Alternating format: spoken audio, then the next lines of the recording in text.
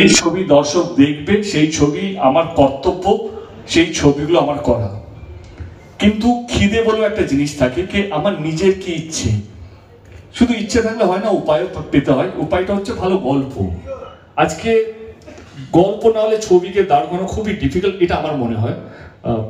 তো সেই জন্য আমিও এই লার্জ ক্যানভাসে এরকম লার্জার দ্যান লাইফ ক্যারেক্টার গল্প খুঁজছিলাম।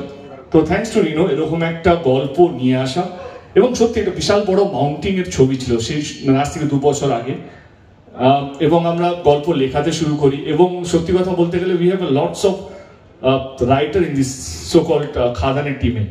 অনেকজন রাইটার, কারণ আমরা একটা জায়গায় আটকে যাচ্ছি, তারপরে আরেকটা রাইটারকে ইনভলভ করা হলো, এবারে তারপরে আরো একটা জায়গায় গিয়ে আটকে গেলাম, তারপরে আরেকটা রাইটারকে ইনভলভ করা হলো। তো ওভারঅল আমাদের 4 জন রাইটার, এবং নীলেরও অনেক অবদান আছে, কারণ নীল ও জানতো মিউজিক ডাইরেক্টর নয়, তবে ওকে আমি ডেকে নিই, কারণ আমার ঘরেরই ছেলে আর কি। তো নীল বা আমাদের একটা রাইটার্স রুম হয়ে গেছে, সেখান থেকে এই গল্পটা তৈরি করতে আমাদের 1 বছর 1.5 বছর লেগেছিল।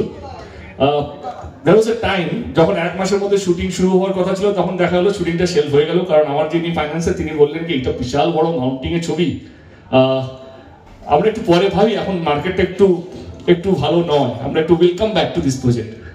আমি বললাম শুটিং তো হবে, আর টাইমেই হবে। আমার 2 মিনিট লাগলো একজনকে ফোন করতে, Nishpal Singh Raneda, I don't know, ও ভীষণ ক্যামেরা শায়, তো সেই জন্য আজকে আসেনি। আই কল হিম আপ, আমি বললাম এরকম একটা ছবি, আমাকে টাকা দিতে হবে না, but I want to make this film. উনি আমাকে বললেন কি কব সে শুটিং হ্যায়, এন্ড ওই দিন থেকে আজ দিন অবধি উনি আমাকে জিজ্ঞেস করেননি যে ছবির কত বাজেট। উনি আমাকে আজ অব্দি বলে যাচ্ছেন তুই খুশি আছিস, তুই যা ভেবেছিস সেটা করতে পারছিস। আর আই থিঙ্ক যেই স্বপ্নটা আমরা সবাই দেখেছিলাম, আমরা সেটা অ্যাচিভের জায়গায় আছি। সো চলে আসি, খাদানটা শুধু দেব এন্টারটেইনমেন্ট ম্যানচেস্টার ফিল্মসে নয়, খাদানটা হচ্ছে বাংলার প্রত্যেকটা মানুষ যারা বাংলা ছবি নিয়ে স্বপ্ন দেখে, কি আমরাও পাড়ি দিতে পারি, আমরাও একটু সুযোগ পেলে, ভালো গল্প পেলে, ভালো বাজেট পেলে, এই সময় দাঁড়িয়ে আমরাও ন্যাশনাল লেভেলে কাজ করতে পারি।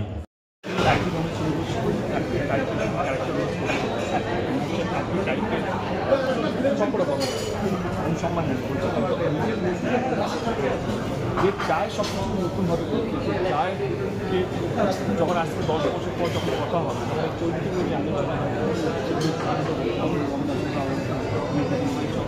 প্রজাপতি, টনি, সাজবাতি, ব্যোমকেশ,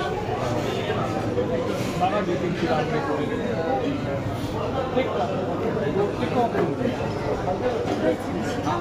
যখন ভাববে তুমি যদি আমাকে বাদ দেয়, তুই বলে সব করা ছিল একটা জন্য, এই সব করা ছিল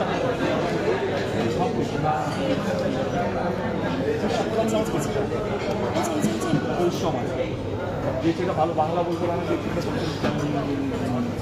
যে ছেলেটা সবচেয়ে বেশি শর্ট ছবি দিতে পারত এই ডিসেম্বরে, আমাদের ছবি ছিল, সে ওই ছবিটাকে না নিয়ে এসে এমন একটা ছবি নিয়ে আসছে যেটা সবচেয়ে বেশি রিস্কি, যেটা সবচেয়ে বেশি নট সেফ।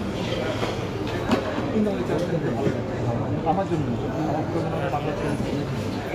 বাংলার ছবি যারা মাস মানুষ, যারা এই ছবি দেখে তারা মিস করে, যারা ওই সঙ্গীত বাংলা কালচারটাকে মিস করে, যারা ওই সিনেমা হলের নাচ করে,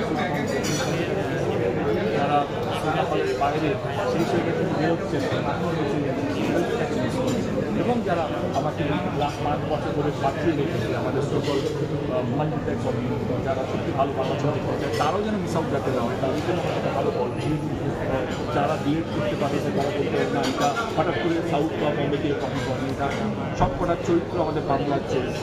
আমাদের কোল মাইন, যেটা আগে জমিতে বলছি, এশিয়ার সবচেয়ে বড় কোল মাইন হচ্ছে আমাদের বাংলার বর্ডার, সেখানে নিয়ে আমরা এখনও গল্প করতে পারি। তো রিনো যখন আমাকে এই আউটলাইনটা শুনিয়েছিল, আমাদের গল্প ব্যাকগ্রাউন্ডে, আমার মনে হচ্ছে এটা নিয়ে যদি আমি